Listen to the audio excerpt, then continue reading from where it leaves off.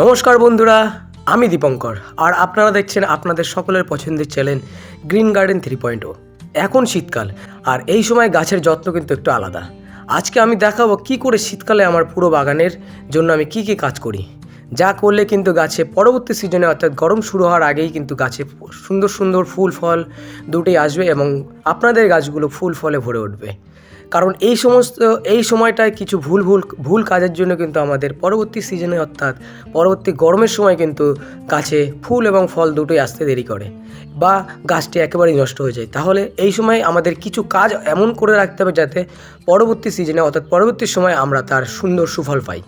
তো চলুন শুরু করা যাক আমি গাছগুলোতে কী করছি। শীতকালে সকালে রোদ কিন্তু গাছের জন্য সোনার মতো। আমি প্রথমেই গাছগুলোকে রোদ পেতে দিই। শীতকালে বেশি জল দেওয়া কিন্তু একেবারেই উচিত না, তাই আমি খুব সুন্দর করে হালকা স্প্রে করে মাটি ভিজাই বা অল্প অল্প জল দিয়ে শুধুমাত্র মাটি শুকিয়ে গেলেই অল্প ভিজিয়ে দিই। বিশেষ করে অর্কিড, অ্যামাজন লিলি আর নাইট কুইন এগুলোতে অতিরিক্ত জল দেওয়া একেবারেই ক্ষতিকর। সার প্রয়োগ দেখুন, শীতকালে গাছের গ্রোথ কিন্তু একটু কম থাকে, তাই শীতকালে কিন্তু আমাদের কোনো মতেই গাছে কিন্তু অতিরিক্ত অজৈব বা রাসায়নিক সার দেওয়া যাবে না, তাই জৈব সারই কিন্তু সবচেয়ে ভালো। আমি সাধারণত ব্যবহার করি গোবর সার, সরিষার খোল, ভার্মি কম্পোস্ট বা সামান্য বোন মিল।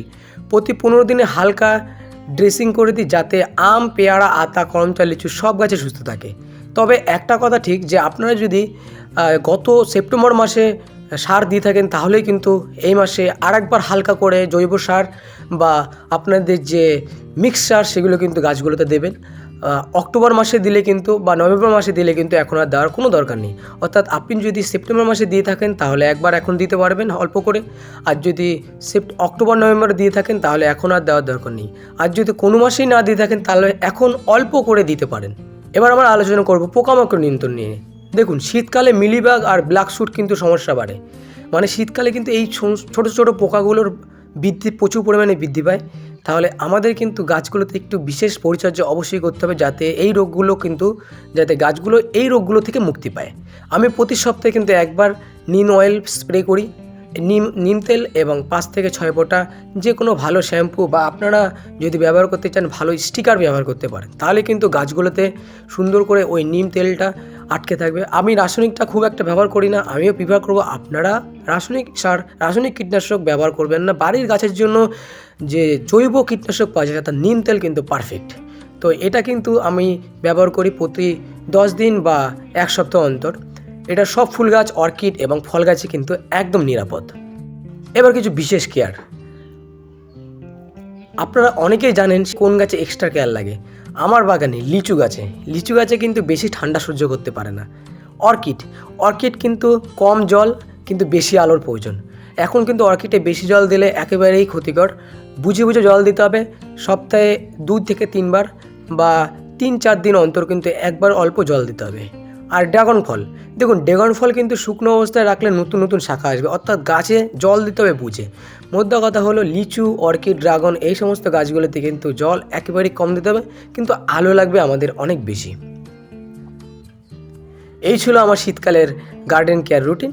বন্ধুরা, আশা করছি এইভাবে আপনাদের গাছগুলোর যত্ন নিলে আপনাদের গাছগুলো পরবর্তী সিজনে অনেক সুন্দর ফুল এবং ফলে ভরে উঠবে।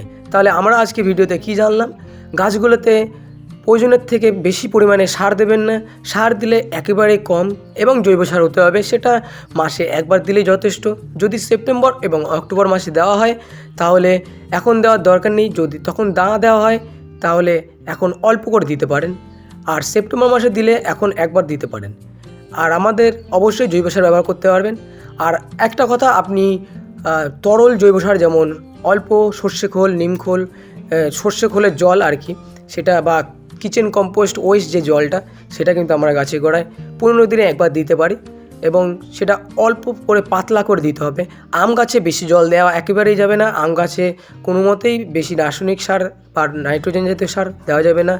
লিচু গাছ কিন্তু জল একেবারে পছন্দ করে না, তারা শীত পছন্দ করতে পারে না, শীত সহ্য করতে পারে না।